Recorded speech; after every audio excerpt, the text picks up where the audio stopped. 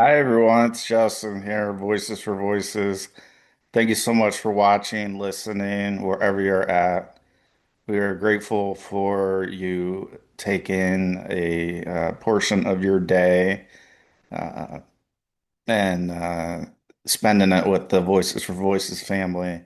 We're, again, just grateful to have the opportunity to be where we're at, to have the following viewers, listeners from again the United States, all across the world. It's uh, it's it's definitely humbling what's going on, and we are just thankful to be to this position, to be able to help as many people, to reach as many people.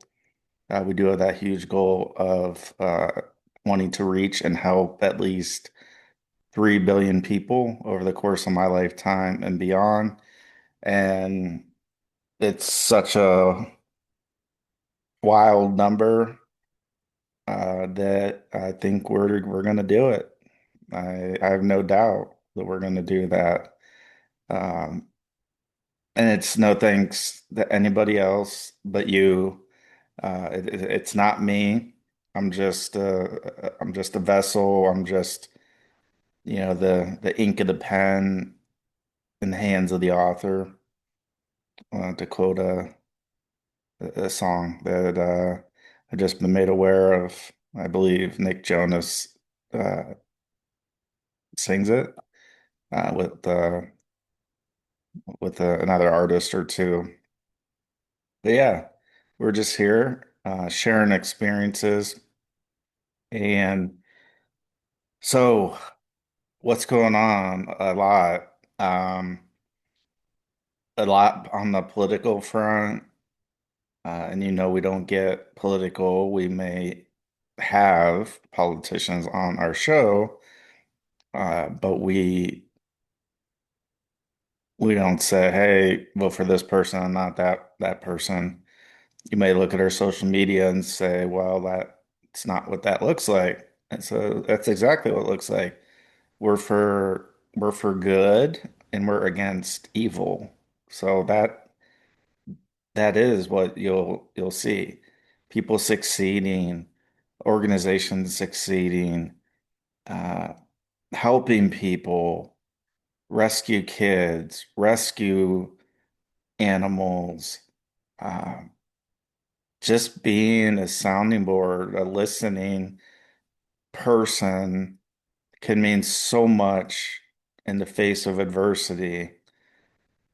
And you might think, well, what's listening? I got to just sit here and listen to this person. Well, you know what? You may be the last person that person, that hypothetical person talks to before they make a decision to to unalive themselves. So I think we got to think of things in that respect because we really don't know. And we're talking about kids too, children. I mean, so moldable of they see, they hear, they experience. Children pick up on a lot more than what we think. And I know I can be nobody's perfect, and I that includes me. I can do a better job, and so that's each day, just trying to do a little bit more. Even if it's just listening. I I enjoy uh, listening, and I was trying to put it into perspective and give examples because whether you're watching or listening, uh, I'm talking. So say, well, you do a lot of talking. I do, mostly on these shows. You catch me anywhere else, just I don't know. Um, Watching a concert on TV. I'm usually just watching it. I don't I don't fit the criteria of an extrovert, even though at times, that button or whatever it's called, that switch gets made. It gets made automatically without me thinking. When I first started public speaking, I was in communications class 101 at Youngstown State University. I was terrified of speaking. We had three speeches. I think there was like an information, persuasive, and I can't think of the third type. So the speeches were obviously part of our grades, but we would looked at, if you're doing a persuasive speech or talk, you want to have information, you want to have numbers, you want to have those included so that when somebody is finished listening or watching or they're reading, then they can either be persuaded or not. And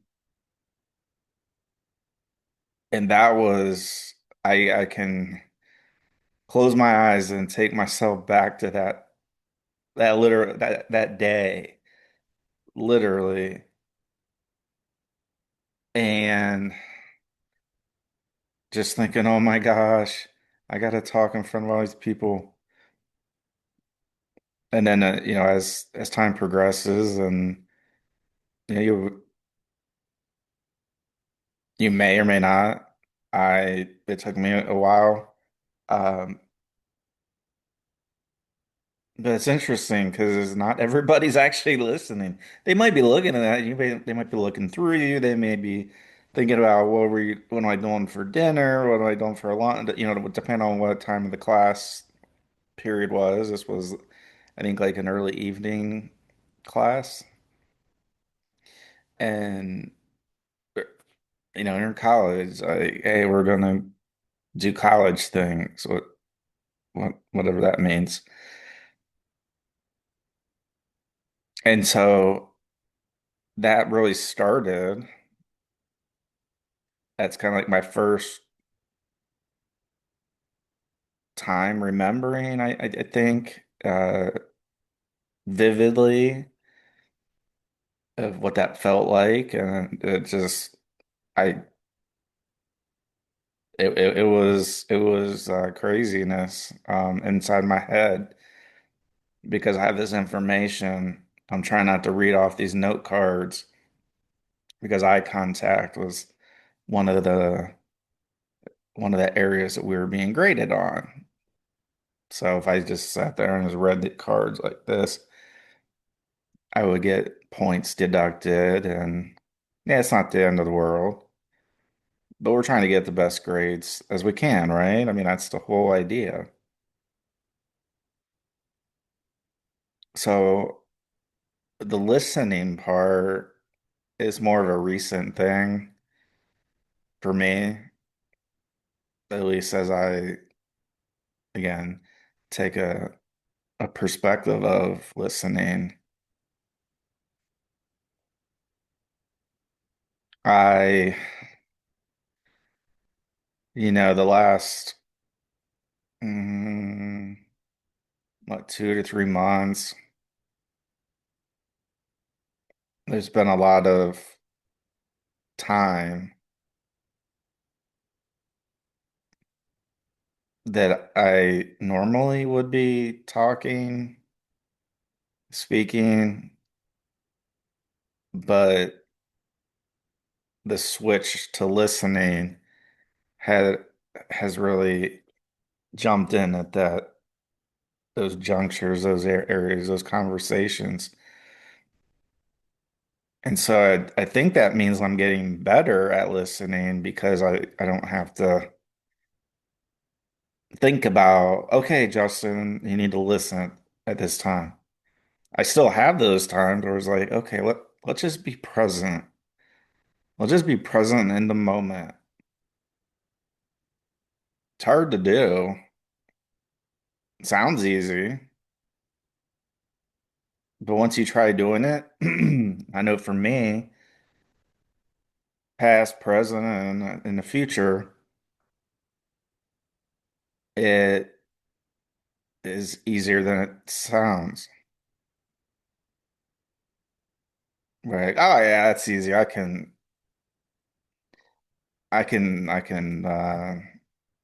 listen. I can just switch modes.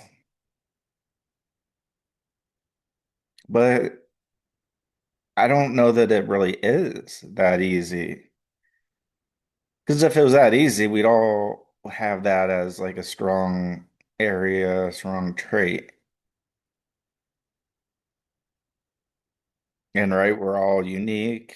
And so some of us that might come easier than not.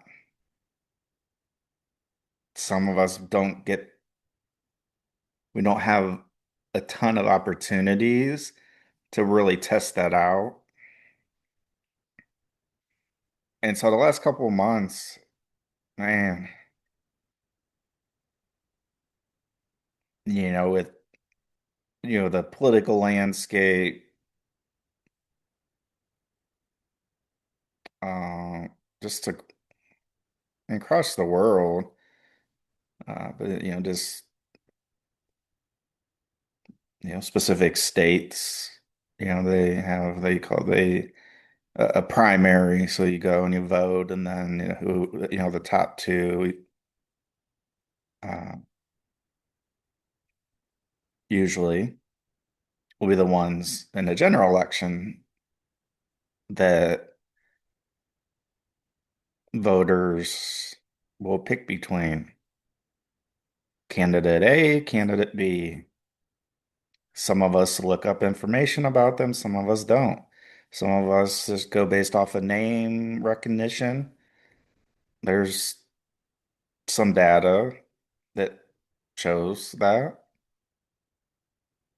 So if it's a recognizable name, might be like, oh, okay, yeah, I remember that name. Might not know specifically at that time, but once you see that or somebody is helping you, and it's like, oh, okay, yeah. And so it helps in those cases to be a well-known name, last name. So there's that, so listening to different positions. But again, as far as, voices for voices goes, it's not about, this candidate or that candidate. We offer, and I say this as much as I can't make the decision for you. If you're a candidate and you're running for office and you want to be a guest on our show, you got to reach out. I know right now there's a certain candidate, an incumbent, so they're already in office, and they're reaching out to like everybody except me. Uh, and so you have to reach out to the person that's doing the shows.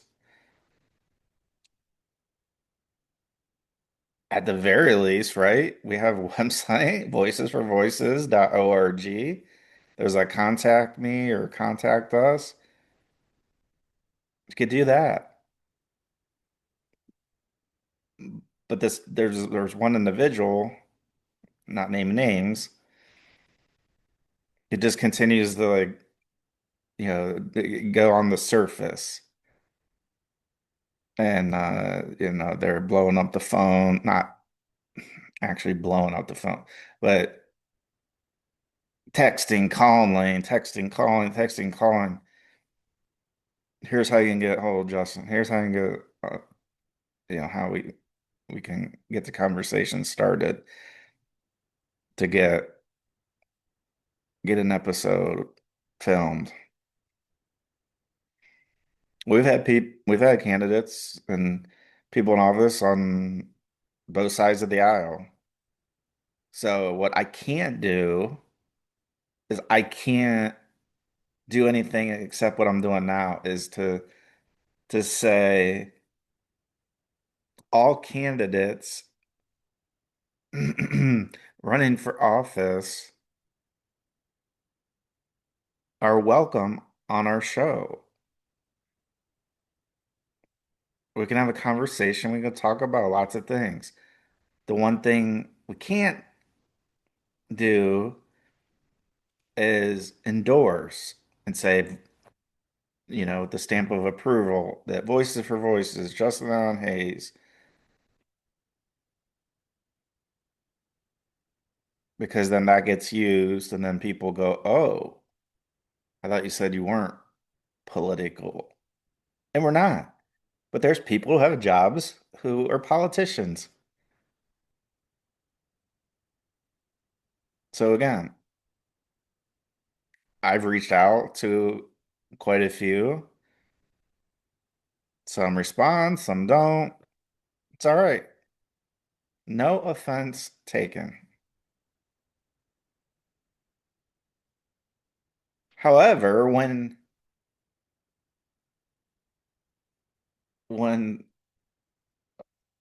a person wants they want the exposure, right? So this would be like press, so they would have 30 minutes to an hour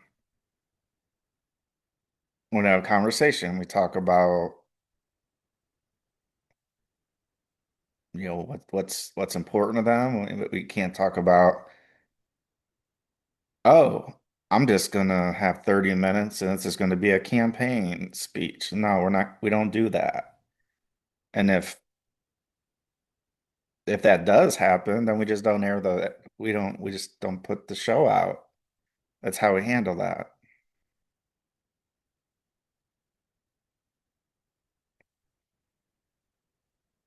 So for anything, right? If you want something bad enough, you gotta, again, you gotta at least try. And we're going to get back to the listening. You gotta at least try to reach out to the person or the persons that are actually doing the thing. And so doing the thing is doing the show, doing the podcast.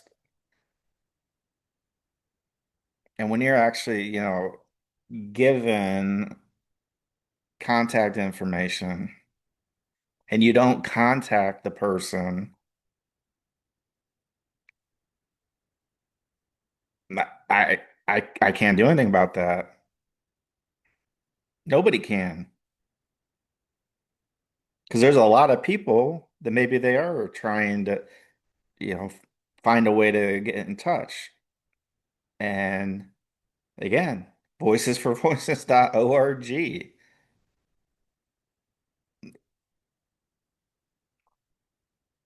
You spend a minute or two poking around, you're going to find out how to contact us, the contact us form.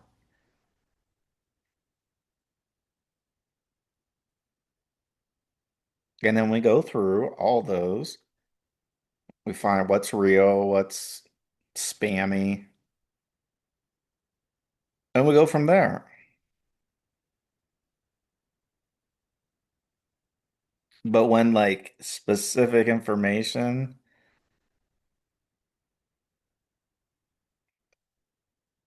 of like, hey, here's how you contact them. Here's here's how you contact them. Reach out.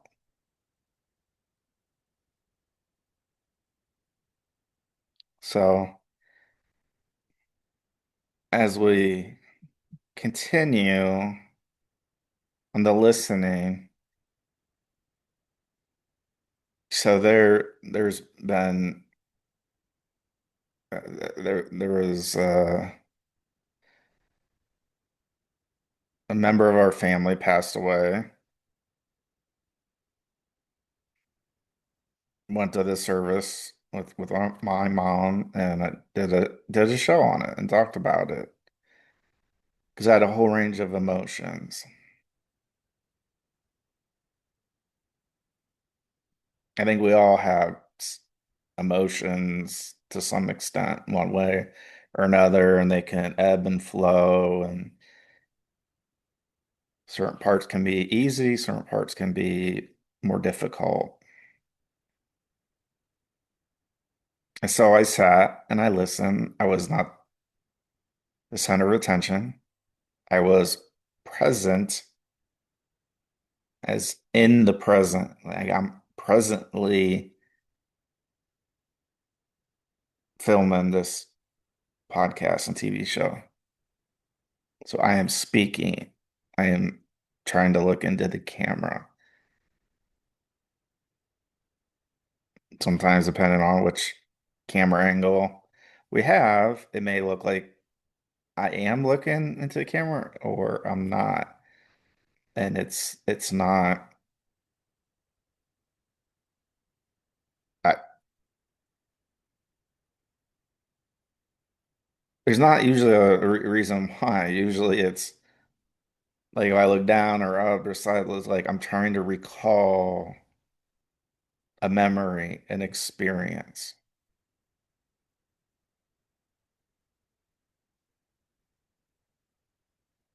So there was that service, just recently, friend of the show, recently just surpassed 40 years drug-free and sobers in the hospital.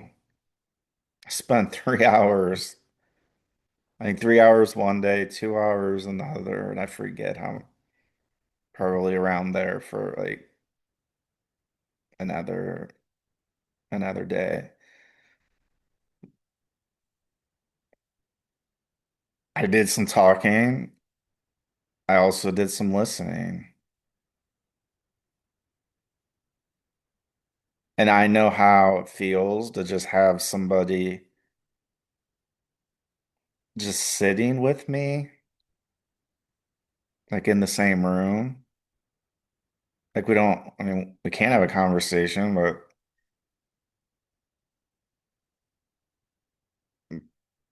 sometimes we don't. We're just, sometimes we're on our phones, sometimes we're watching a show or a concert, or, there's a zillion things that we can do.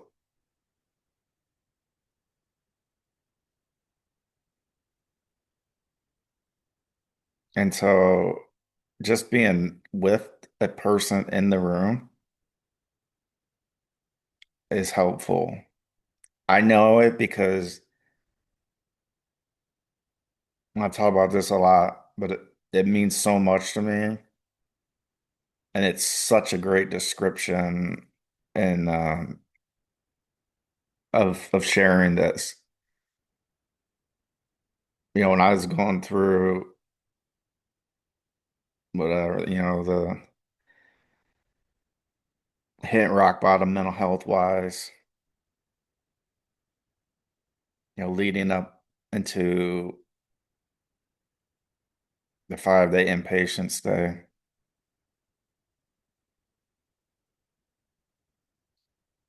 and after,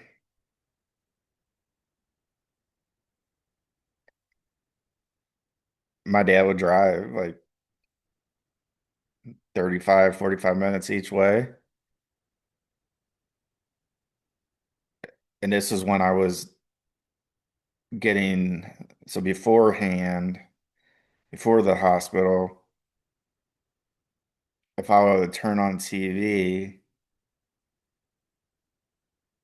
I would get dizzy watching it. And so there's a lot of times where my dad would just drive up that amount of time, depending on traffic and all that. And he would just sit or lay down on the couch or wherever. And we may, over the course of several hours, have a conversation or two, but just about like kind of specific things.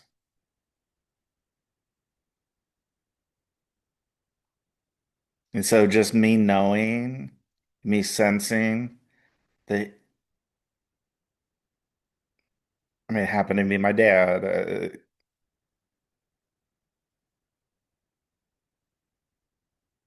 It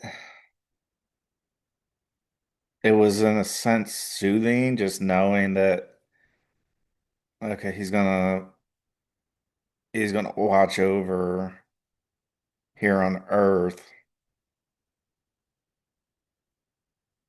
And I don't think it was the only thing like dangerous activity or anything like that. Um, Obviously, I was doing a lot of things that, pulling away from teaching assignments and other things, which now I know are sometimes linked to people who have a plan to be unalive.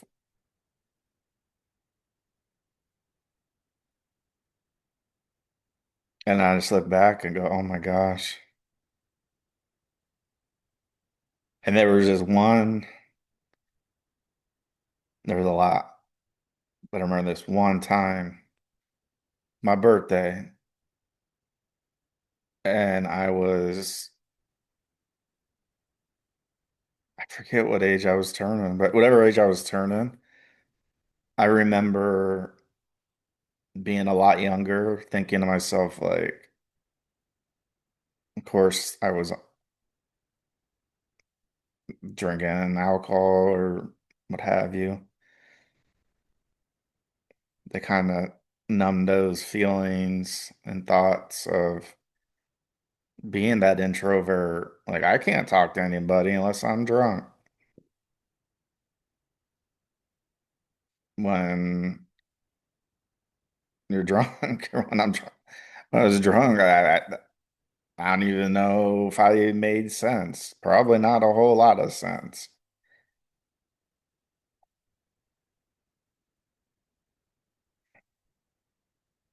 But just having my dad in the room, like, means so much. And with him being in heaven now, I, I mean, I miss him so much. I mean,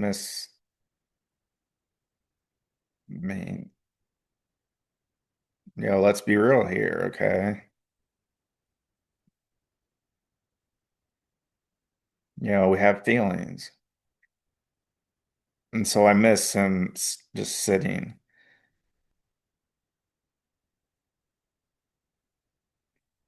And I can just believe that he'd want me to do the work that we're doing with Voices for Voices publishing, all the things that he wouldn't want me to give up.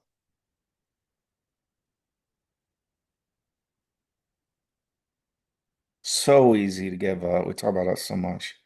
So easy to give up. We talk about the gym, right? So easy to not go to the gym one day. So easy not to go 2 days in a row. Hard part is having a plan, whether you write it down or not, just store it up here.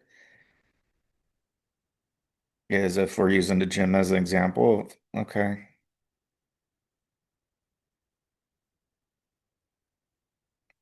I need to be committed to the gym because it costs a lot of money.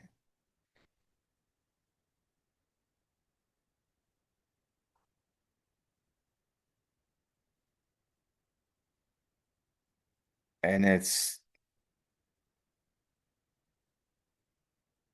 one of the better feelings of leaving the gym after doing a workout.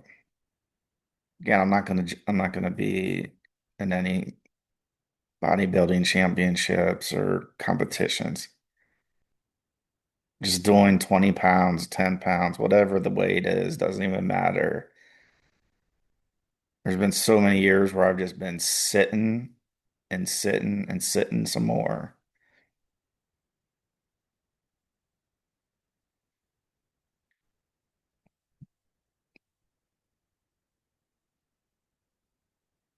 But my dad, he'd just sit there and listen.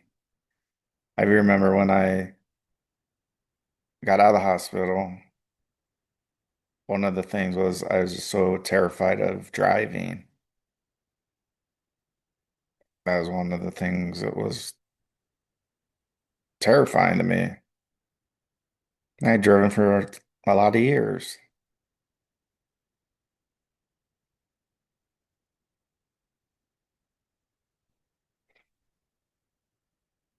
And my dad would come with me in my car and I would just drive just to kind of practice getting used to it. Because I was afraid that if I was driving by myself, that I might have another panic attack. So it took me a few times doing that to get the courage to drive again. So my dad listened, didn't say a whole lot, didn't have to. And when he was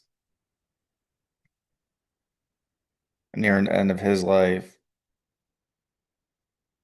it was like the roles were reversed, where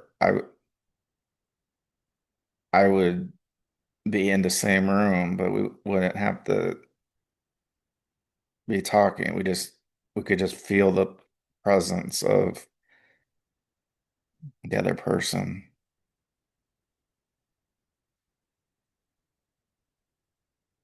So the hospital, yeah, a few days ago,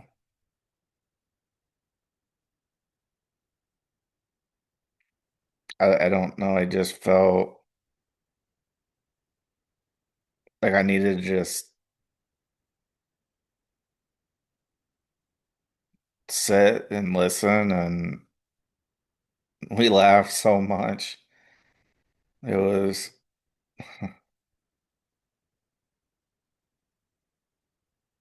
I mean, I can't even remember a time that I laughed so much. I mean, we were just laughing at like just the silliest of things, and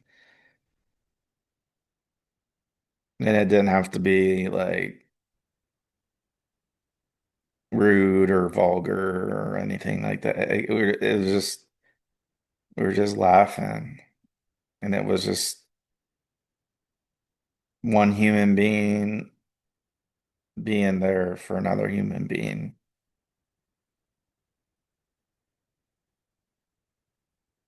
And then I think about all the people who don't have somebody to sit with them.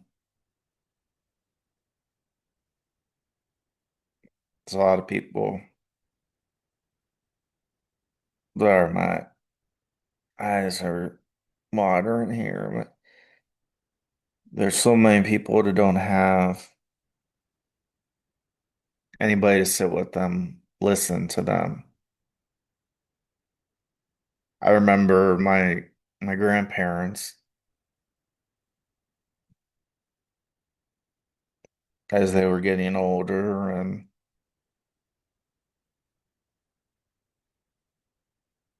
Alzheimer's, dementia, call it what you will. They repeat the same thing sometimes. Stuff they would say might not quite make sense. It was just being there, being present. Like I didn't need my grandpas or my grandmas that like, they didn't need to tell me anything. They didn't need I didn't need them. I mean, if they were in pain and that, of course, like I wanted them to let me know or try to figure out, at least get them checked out. But that's another time, just sitting and listening. Like I don't, I don't know what they're really saying, and so I was just being. I think about that now, just now, as we're doing the show.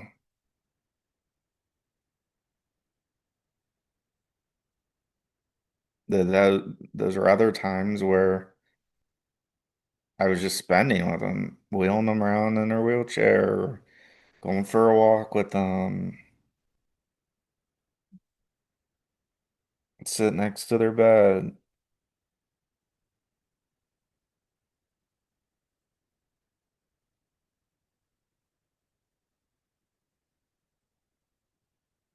And so I guess I was just thinking again about all the people that don't have somebody to listen to them. Some people are like, "You're not making sense." Doesn't matter. Seriously, it doesn't. Just be present. Be in the moment. Let them know you care. Let them know you love them. If they eat food, if they eat none of the food, if they throw the food, I mean, you're just being present with them. And I'm I think I've learned a lot of that from I mean both my mom and my dad.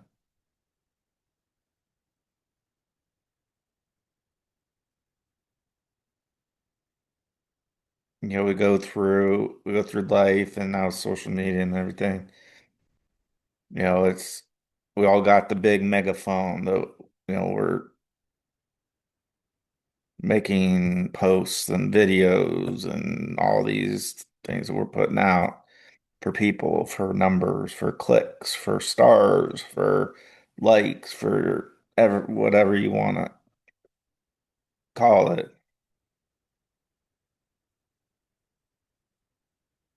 So I challenge everybody at some point in the future, you know, of your choosing, think about listening.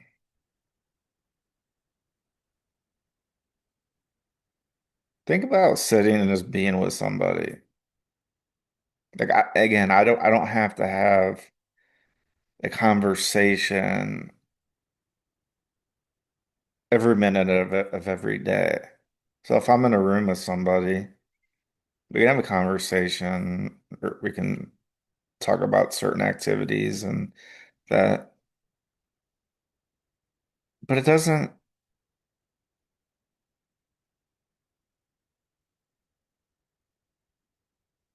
that's not what matters. What matters is being present in the moment as much as we can. I feel miserably sometimes, other times I do okay.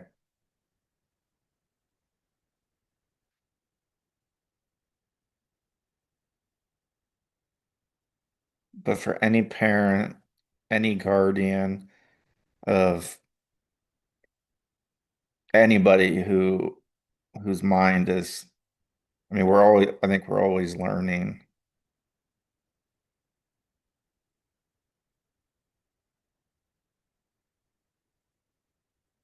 I think we are.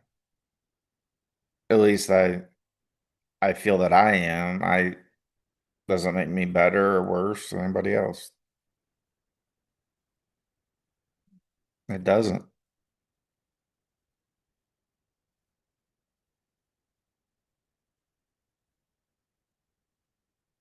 But listening is huge. And there's times where we're able to talk in front of people to show audiences. I used to, get all concerned and a lot of anxiety of having such a regimented show. And I'm glad I don't. Sometimes some guests would like, general ideas of how how how we'll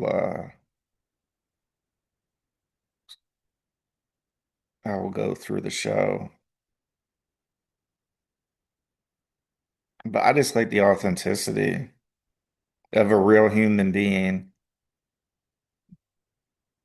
just sharing, talking, asking questions. 2 days before an interview with a high profile person, we might think of like, oh, we got all these questions and that. But then when we're in the moment, it's like, well, the conversation, like it didn't really,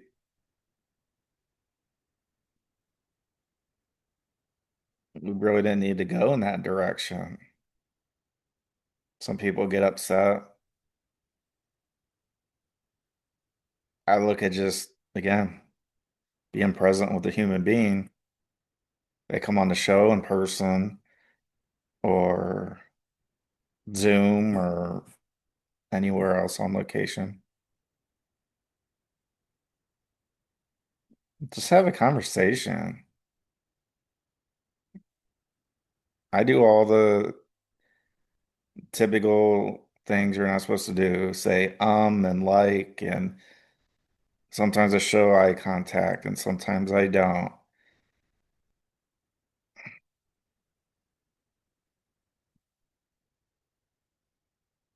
I'm being myself. And I think that's why our show is as popular as it is. Why 514 episodes to get to this point for episode 515. It's incredible. Still trying to process the fact we surpassed 500 shows. Yeah, that's a number, but I have so much more to give, so much more to share, so much more to ask guests to come onto the show to talk about, let them share their story, their experiences. There's always at least one person that gains some type of either knowledge that confirms what they think and what they thought, like, I thought about that. That makes sense. Or maybe it's something brand new, and maybe you look it up on the internet and say, oh, Justin was wrong. No, I'm just sharing my experience. We're all experts in ourselves, about ourselves. So don't let anybody tell you you're not an expert at anything. You're an expert. You're an expert on yourself. So if somebody wants to have you on a show, if you want to start your own show, go do it. Like my one psychiatrist said, do these things, do these things while you still have a working brain. I didn't laugh at the time. Not that I took a lot of offense from it. It was just more like, oh, okay.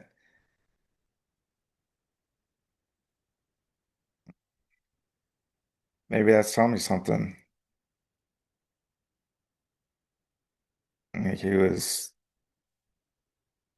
got his whole divine intervention with people stepping in and out at different key times just to give that nudge of encouragement. Like, go for it. You can do it. Don't worry about the naysayers. There's always going to be naysayers. You said this wrong. You said this wrong. You said this wrong. You sang a song, but you didn't sing it in the exact pitch and key. And there's always going to be something. There's always going to be things that we're not going to succeed or what somebody's not going to like. It's okay. It's called life. Once we get it through our mind that we're not perfect and nobody else is, then we're just what? We're just being ourselves. Thanks for joining us on this episode. It's been a pleasure. Whether you're watching or listening, if you can give us thumbs up, like, follow, subscribe, share, reshare, repost, maybe even